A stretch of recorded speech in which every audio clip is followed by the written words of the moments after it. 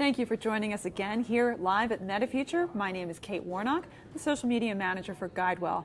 I'm delighted to have with us here at the GuideWell Insights Lounge, Miss Dotty Bollinger. Dotty, welcome. Thank you, Kate.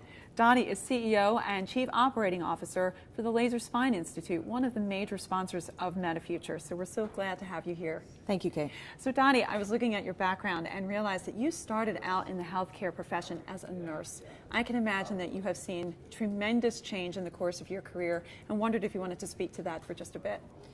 Well, it's hard for me to believe, but I've been in healthcare now nearly 30 years. And yes, Kate, I did start out as a registered nurse.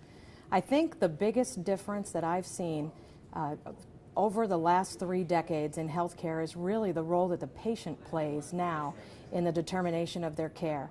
I can remember as a young nurse being in conversations where physicians were wondering what should a patient know about their own care or even their own diagnosis, as well as all of the elements of healthcare that was being delivered was very physician or provider centric.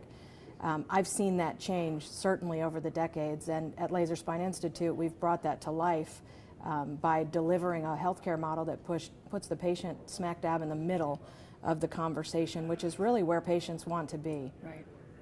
Right. Well, I think what's also unique about Laser Spine Institute is your emphasis on technology and really leveraging that to ensure that your patients receive the best possible care.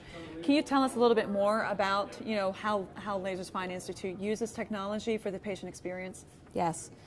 We've certainly been disruptive in the industry in our nearly 10 years that we've been in existence. We're proud to say that we did our first spine surgery here in the Tampa Bay area in 2005, and we used, in the area of technology, we were innovators from the perspective of we were delivering spine surgery through tubular techniques, which certainly weren't widely used throughout the spine surgical industry.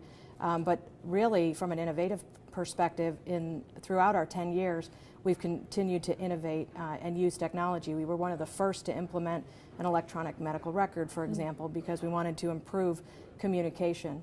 We were the first to speak nationally to consumers, directly to consumers, as a specialty provider, and take that conversation direct to the consumer by using the internet and the web to communicate with patients with over 6,000 pages of data and information to educate them. So technology and innovation has really been a part of our story and certainly disrupted the space. We're so proud that the MediFuture event is here in Tampa Bay because priding ourselves to be innovators in healthcare and now having Tampa be really internationally recognized as a leader in healthcare innovation. And certainly this event is putting the exclamation point on that perception has been very exciting for us to take part in. Absolutely, and I know that you've been a major supporter of it, through its duration. So, you referenced earlier, Dotty, that you put the patient right at the center of the care delivery, which is obviously the right thing to do. Yet not every consumer has the same ability to make the decisions that we're asking them to make this day and age. So what do you see as the right balance for Laser Spine Institute, or really any healthcare practitioner, to strike with that consumer who might need more guidance, yet still wants to be empowered to make that decision? It really is a balance, Kate, to make sure that we meet the needs of both the patient and the patient's caregivers, so that you don't put too much on their shoulders, but certainly that you let them drive their healthcare decisions the way that I think you and I want to, and most consumers want to. Certainly there are people who don't have the ability, and so what we do at Laser Spine Institute is we make sure that we're educating not only the consumer but also the care partner, and that we're really looking at the family, if it's a traditional family unit, or whomever that care partner is, to make sure that they're involved and have the ability to be involved in the decisions, and of course as surrounded by the regulatory environment. Sure. But taking care of those things that the patients really don't want to take care of. In our example, we deliver a very high service concierge level of medicine, and so an example of that would be that when a patient chooses us to be a provider. For example, we cater meals or we assist them from a concierge perspective.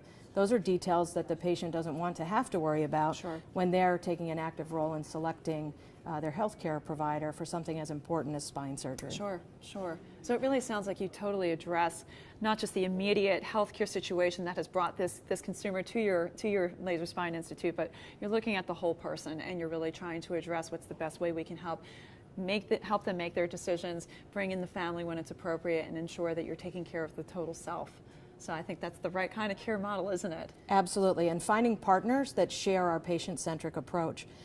We speak to 1 million prospective patients each year, and of course most of those won't actually receive care at a Laser Spine Institute facility. So we choose partners that we can send folks to who are seeking innovative options, and we can send them to someone else. So that's an example of us continuing to keep the patient at the center of the decision, but helping them we vet out the partners and make sure that these are other providers who have shared values. And I think that speaks to the level of trust that you've obviously established first. You know, it's nice to know that you're getting the right recommendation from someone that you know has taken the time to match them with the right provider. So I think that's a great service that you offer. You know, Dotty, I wanted to ask you one more question. You started out your career as an RN, but then you later returned to get your JD. I'm wondering if being a lawyer, you know, has perhaps changed your perception of medicine or how you approach it. Being a lawyer and going to law school has definitely, certainly widened my horizons in the field of healthcare. I knew that I wanted to lead and support a healthcare organization, and there, at least 20 years ago, was a perception that someone who would be a registered nurse wouldn't necessarily understand the business impact. While I didn't think that was true, it was obvious to me that I would need an advanced degree, and that's why I chose to go the route of getting a law degree.